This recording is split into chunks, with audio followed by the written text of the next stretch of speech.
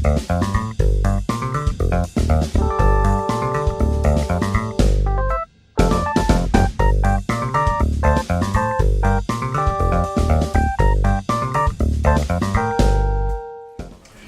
noite a todos, estamos aqui de novo.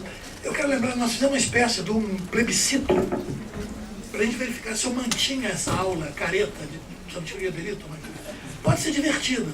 Eu estava lá no salão vendo o concurso para titular, era só teoria do delito. Era, enfim, um pouco as coisas que a gente vai tratar um pouquinho, pelo menos algumas delas. Tem uma coisa também que ontem, quando eu estava no carro indo, me doeu na consciência. Eu esqueci de responder uma pergunta. Tem um companheiro, eu não sei se está presente, que ele primeiro ele trouxe a questão das relações difíceis, tempestuosas entre certas tendências feministas e a criminologia crítica, e a crítica da pena. Né? Então, e ele formulou isso como era uma segunda pergunta, e eu não respondi. Eu respondi a outra e tal. E eu queria dizer, ó, realmente, eu escrevi um texto sobre isso, ao qual eu dei o título, algo provocativo, de Só Carolina Não Viu. Violência Doméstica e Sistema Penal no Brasil. Tem um subtítulo analítico, mas o título Só Carolina Não Viu. No qual eu lembro o seguinte, nos anos 70, ali nos anos 60 e 70, havia se criado um consenso nos campos mais avançados do penalismo, e claro, da criminologia, da política criminal, de que, digamos, com o estado de bem-estar sendo implantado em alguma zona naturalmente do hemisfério norte, e ter umas tentativas de implantação, haveria uma tendência ao exaurimento do sistema penal, que não ocupava um espaço, que se ocupava, que era um assunto secundário. A página policial era a página do FEDVER. Não é que o problema, não é que não houvesse, digamos, massa, é que a narrativa não interessava tanto, não era. A ideia todo mundo achava. Se vocês pegarem uma revista que começa a circular nos anos 70, no Rio de Janeiro, que foi dirigida por Heleno Fragoso, eu tomava conta assim da copa e da cozinha da revista.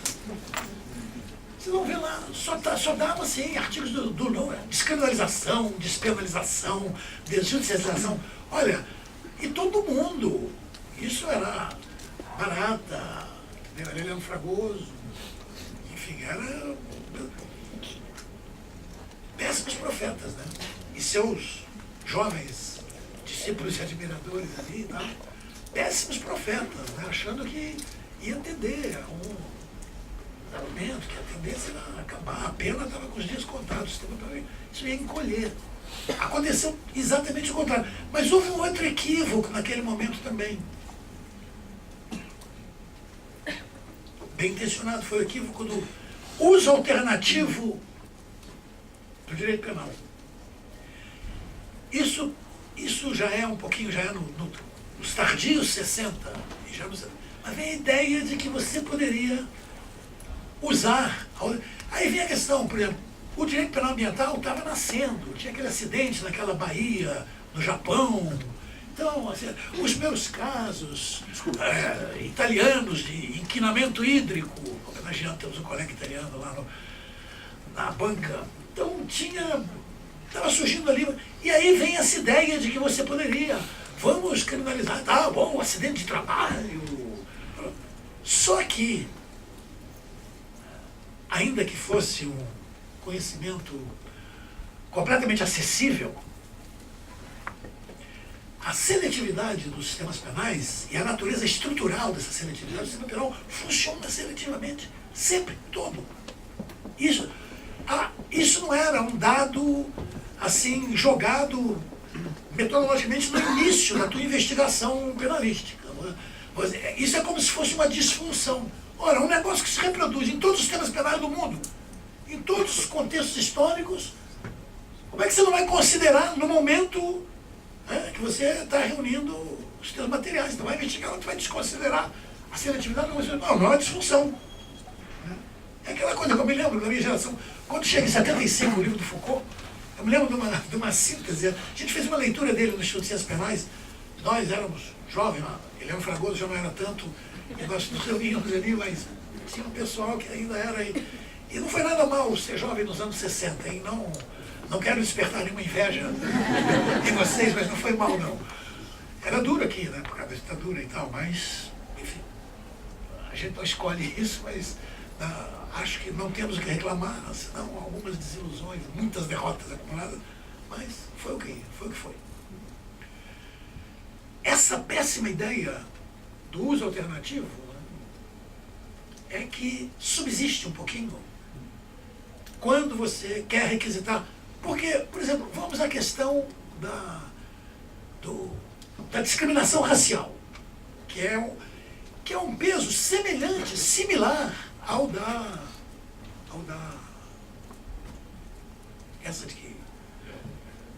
a questão da violência doméstica.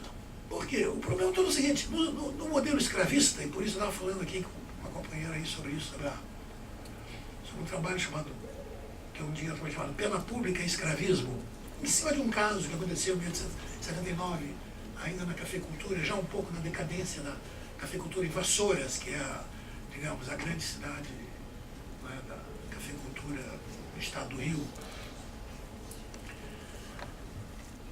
Aí, o escravismo supõe um poder punitivo doméstico, que se comunica irregularmente com o poder punitivo público. Este poder punitivo ele se exerce no modelão que o direito romano descreveu. O modelo romano descreveu. O modelo do direito de vida e morte, alugar, arrendar o filho e matar o filho. Até pelo menos século III, depois de Cristo, é quando começam limitações ao velho ius netis qui vitae. Isso começa, ou seja, e esse poder está associado um pouco ali, no escravismo, o que contém a plantation. É uma disciplina penal. Né, que não existe privação de liberdade, existe a pena tem que. Até a pena no escravismo submete ao princípio do aproveitamento, da utilidade. O quanto você puder escrever. Precisava de ver, neste caso que eu conto, que 5 escravos mataram um feitor, crudelíssimo. Precisava ver o esmero do delegado de polícia de inocentar. Ele pergunta assim, mas escuta, para um escravo que participaram, mataram o cara, combinaram o seguinte, que em quem ele batesse primeiro, os outros vinham na foice e matavam. Combinaram isso assim. E contam isso, o delegado. Aí o delegado pergunta, mas no momento que você deu a sua foiçada, ele ainda estava vivo? Observe essa pergunta. Imagine se um delegado hoje faria essa pergunta. Uma pergunta que abre uma porta, mas sabe por quê? Está fazendo a mesma coisa. Escassez de mão de obra, eu dou lá estatística, enfim. Se fosse, isso era 1879, há 19 anos o tráfico interatlântico, desde 1850, estava liquidado.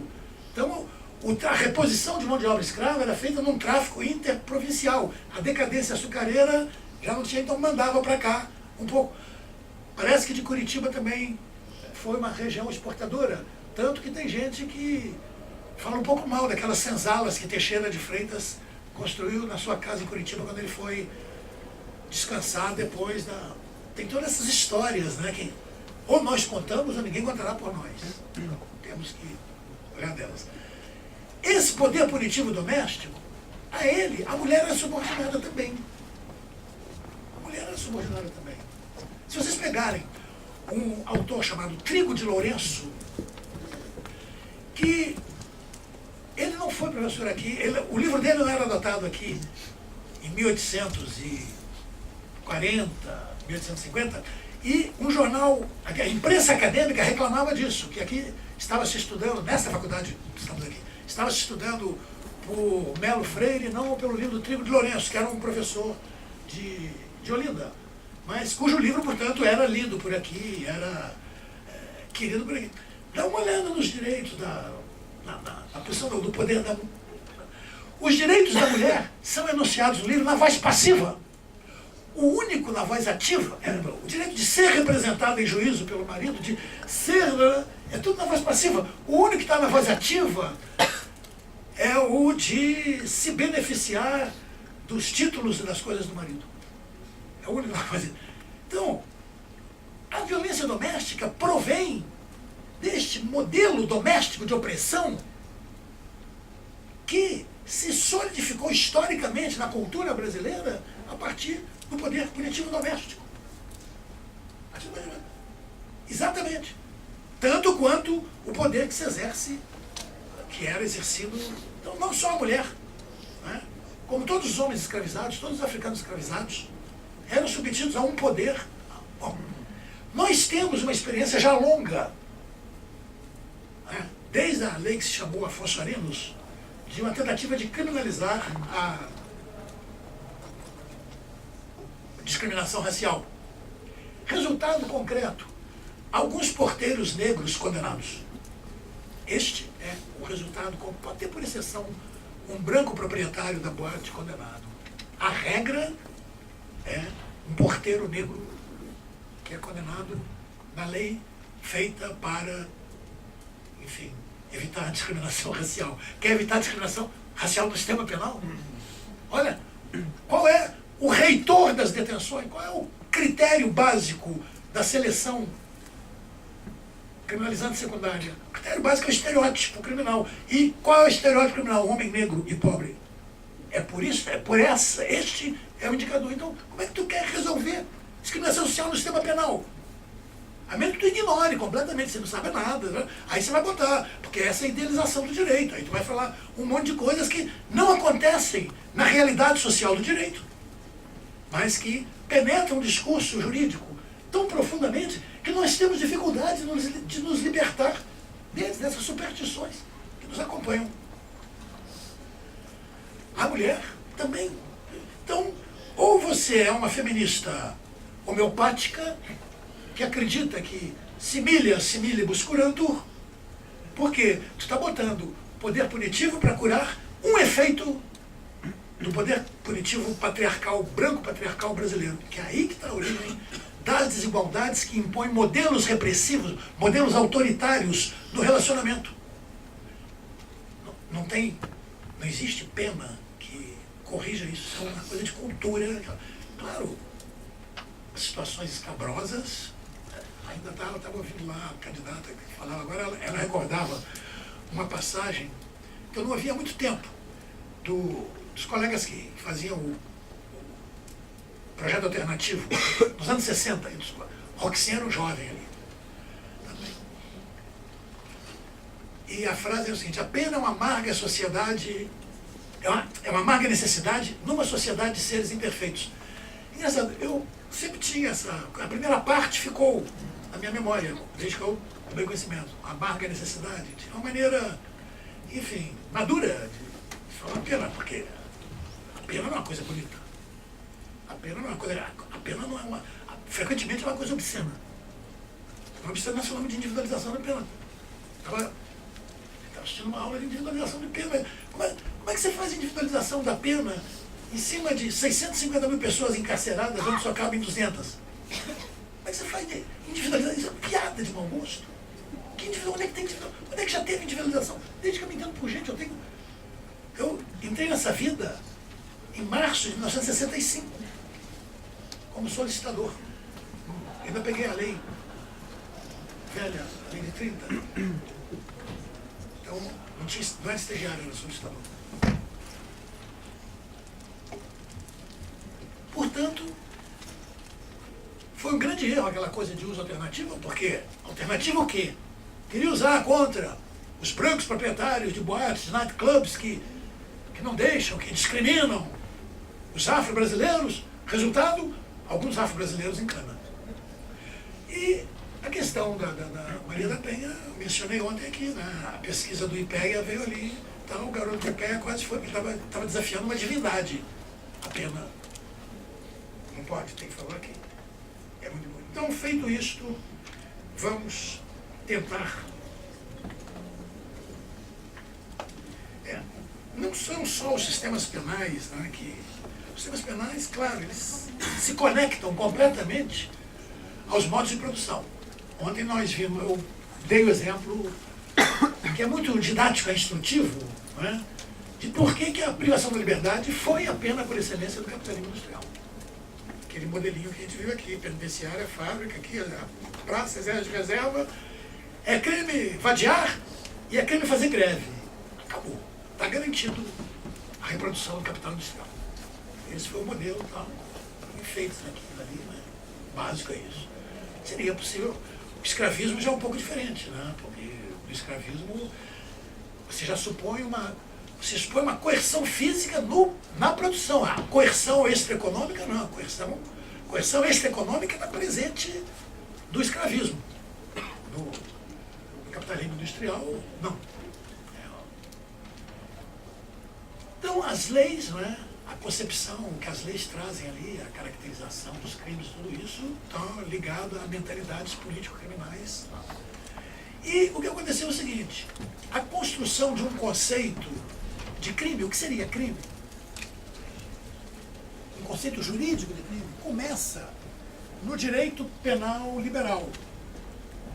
Começa no direito penal liberal. Que é devido, muito especialmente, a um grande professor italiano da escola toscana, que qualificou, que disse, bom, o crime é um ente jurídico. Nesse momento, Carrara tirava o crime um pouco, né, da sua representação empírica, tão importante, né, e dizer, eu quero construir o que é crime juridicamente. Um século e meio transcorreu-se entre essa sacação de Carrara lá e houve uma certa unanimidade entre os vários estudiosos, né, do conceito jurídico de crime, dentro da nossa família jurídica, porque nós não podemos ser universalistas. Tudo que nós falamos de direito penal vale para a família romano-jurídica continental europeia, que, por efeito de colonização, pega aqui também, desde o Rio Grande, na fronteira do México, com coisa ruim, para baixo até a Patagônia. Então, isso por via da colonização. Mas é o mesmo direito que veio para cá. É o mesmo direito que veio para cá. Então, o direito penal que a gente aprende no Brasil, que vocês aprendem aqui na USP, vocês podem trabalhar com ele na Áustria, na Espanha, na Alemanha, na Itália, na Colômbia, no México, adaptado às peculiaridades legais. Mas as categorizações jurídicas, né, que a teoria produz nesses países, aquilo que nós chamamos de doutrina, são absolutamente paralelas, se comunicam, dialogam. É muito comum aqui, ainda eu estava vendo na aula, invocava autores italianos, isso é uma comunidade. E houve uma unanimidade, hoje é uma unanimidade, que o crime é conduta típica, antijurídica e culpável. Conduta típica, antijurídica e culpável. Nós aqui no Brasil fomos muito tardios em incorporar essa coisa da tipicidade, ou seja, que a conduta tem que ser típica. Uma das provas uma das glórias do penalismo paulista foi Costa e Silva. Costa e Silva tem um certo desdém com o conceito de tipicidade. Ele exprime isso com todas as letras no Código Penal, nos comentários que ele faz ao Código de 40, não aos comentários que ele faz ao Código de 1890. Ele diz, não. E o exemplo mais escandaloso é certamente a obra de Salgado Martins, cujo direito penal, que é publicado postumamente em 1974, ainda não admite tipicidade como elemento do crime. Em 1974, quando realmente diria que havia uma unanimidade sobre isso. Então, nós aqui fomos tardios, mas eu devo dizer, as lutas se travam muito mais dentro de cada uma dessas categorias que, digamos, que compõem o conceito analítico de crime, o conceito jurídico penal analítico de crime como conduta típica, antijurídica e culpável. As lutas são muito mais travadas dentro de cada uma dessas categorias, desses conceitos, sobre o que é tipicidade, de que tamanho alcança, ou antijuridicidade, ou culpabilidade. É aí que as lutas são muito mais do que, digamos, há um certo consenso quanto a essas categorias. Vamos trabalhar um pouquinho essa coisa do tipo. Não, antes do tipo, tem a questão da conduta. O direito penal pode construir, a teoria social constrói seus conceitos de ação social. Conceito de ação. A filosofia, que aliás, o livro do Deleuze do Guattari sobre Darinha está lendo, eu puxo ali umas coisinhas. No início ele fala uma coisa aqui. Filosofar é conceituar, que a elaboração do conceito é uma coisa complexa. Bom, nós temos o direito de construir um conceito de ação para nós. Não precisamos ficar dependentes de um conceito de ação proveniente das ciências sociais ou proveniente de uma ciência física qualquer. O Veltz queria que a teoria dele chamasse da ação cibernética. Nós temos o direito de fazer. E temos que fazer, desde que nós respeitemos certas estruturas lógico-objetivas. O que aconteceu com o conceito de conduta, eu vou simplificar aqui, que eu sei que tem muita gente que não tem informação jurídica, é o seguinte: o núcleo do conceito de conduta era todo carregado na sua causatividade. Era um conceito causal de conduta. E a transformação que houve, ou seja, ele era apreendido pela sua capacidade de produzir um resultado externo. Este era, digamos, o centro do conceito jurídico penal de conduta até meados do século XX. Porque um professor na Alemanha começa a trabalhar, engraçado, ele começa a trabalhar, o garantidor filosófico dele era um filósofo causalista, como Nicolai Hartmann. E, a partir de uma distinção que Hartmann fazia entre a ação humana que se propõe fins, aquela coisa na aula lá para o Vinícius, eu tive a satisfação de tê-lo como meu aluno da Universidade Federal do Rio de Janeiro, no bacharelado ainda, isso tem algum tempo, né? Cabeludo. É isso mesmo. Chinelo bermuda. Eu lembrava aquela passagem de Marx sobre a diferença do arquiteto e da abelha. Né? O mais bizonho dos arquitetos, né, e a mais refinada das abelhas se distinguem porque o arquiteto representa a casa antes de fazê-la, enquanto a abelha vai ao mesmo tempo, quer dizer, ali o conhecimento e a arte estão juntos, a ciência e a arte estão no mesmo momento ali fazendo a colmeia. Já o arquiteto vai... Então, exatamente a partir disso, o eixo do conceito de conduta se desloca da causatividade para a finalidade. Bom, essa teoria veio extremada também um pouco com um ontologismo muito arrogante, que foi largado na estrada aí um pouco. Mas a ideia de que a finalidade da conduta é o indicador mais luminoso acerca do seu sentido social, eu acho que para mim isso é porque houve um outro avanço, um deslocamento, eu não acho que é avanço, que foi a teoria da ação comunicativa. Eu não vou perder tempo, uma coisa a partir de Habermas chega um pouquinho, mas eu acho o seguinte: de qualquer maneira, não há indicador que ilumine mais a conduta objetiva de uma pessoa do que a finalidade que ela está procurando, e que nos permite decifrar essa conduta para a finalidade de imputação de resultados a ele, ao autor. Por isso, então, eu acho que esse conceito final de ação, o conceito de uma ação final, ele vai ser utilizado. O primeiro finalismo enfrentou um problema, como todos sabem, né? Porque queria trabalhar... Não, os crimes culposos têm o mesmo, só que nos crimes culposos a finalidade não interessa para a criminalização. Nos crimes comissivos dolosos, matar alguém, sem dúvida nenhuma que a finalidade clareia o sentido social da conduta. A finalidade ilumina os meus atos, dão o sentido social deles, de uma maneira que tem sido satisfatório o nosso trabalho enfim, isso não tem colocado grandes problemas. Nos crimes culposos, ou seja, os crimes negligentes, os crimes da imprudência, nos quais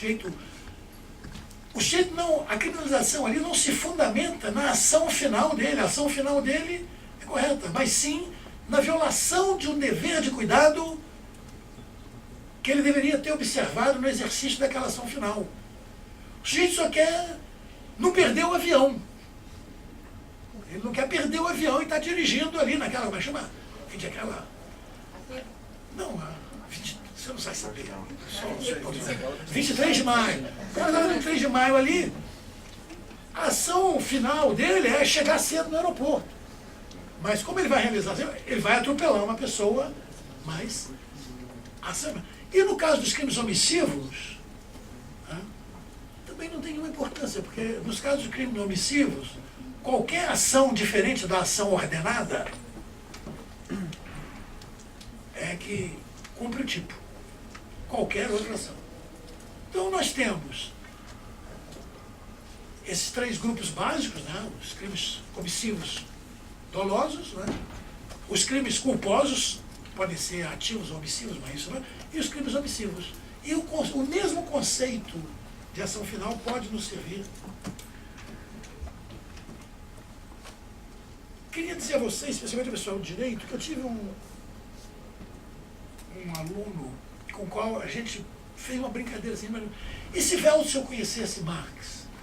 O aluno chama Renato Gomes, o livro dele chama Teorias da Conduta.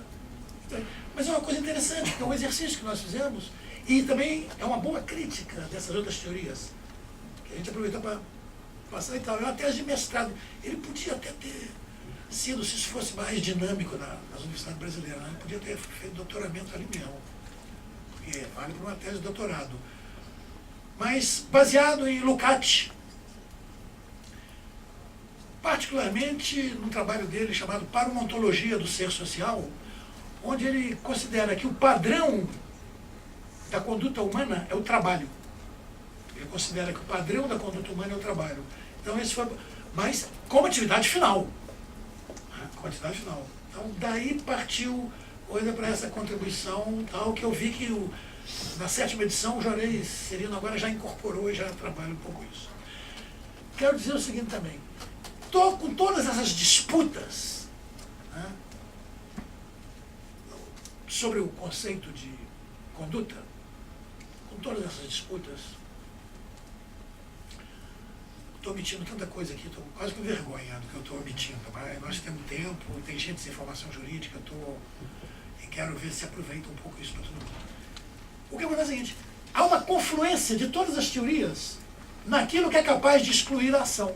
Aqueles 3 grandes grupos de casos, né, isto é, a inconsciência, o ato reflexo e a coação física irresistível. Isso é o que exclui a ação.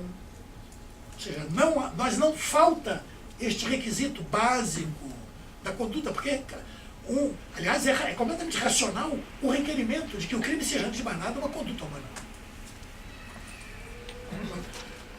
Tribunais já julgaram animais, como vocês sabem, né? Na Espanha, uns gafanhotos lá que acabaram com as plantações foram condenados a um desterro por um tribunal, assim, do século XVII. Mas o crime tem que ser uma conduta humana. E não há conduta nas situações de inconsciência, nos casos de atos reflexos, né? Não pelo argumento médico, né, subcortical, tal, porque é inconsciente. Não é a consciência que comanda o ato reflexo.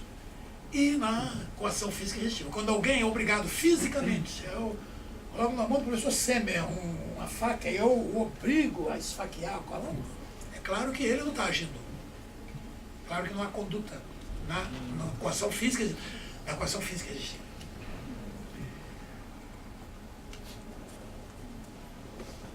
Tipo, quero falar o seguinte, tipo,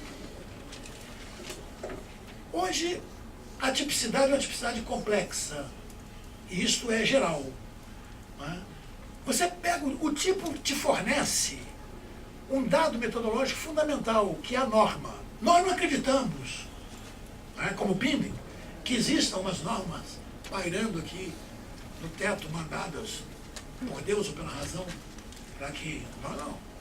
Mas, de cada tipo legal, nós podemos deduzir uma norma através de... Vamos pegar um tipo comissivo doloso, o homicídio. Matar alguém, estou reproduzindo a lei. Matar alguém, pena, reclusão de 6 a 20 anos.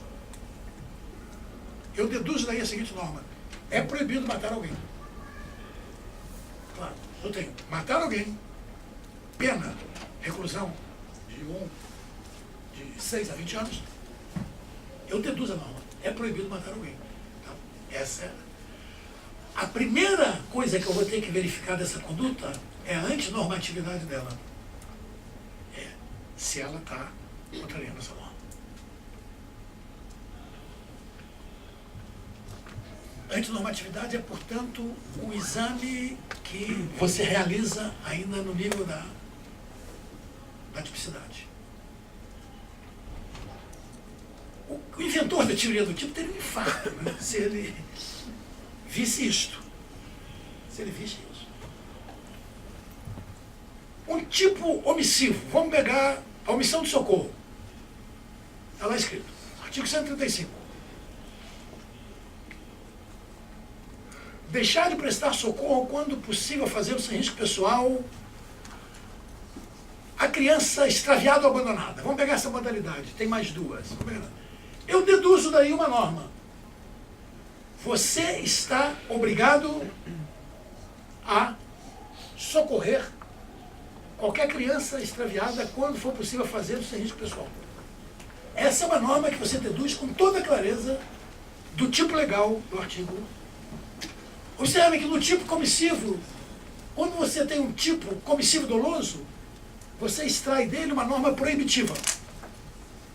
Quando você tem um tipo omissivo, você extrai dele uma norma mandamental, uma norma prescritiva. Você tem que fazer aquilo. Um vai violar uma proibição, o outro vai violar um dever. Isso vai, não omissão imprópria, falarei dela depois. Bom, estou com muita vontade para falar. A primeira complexização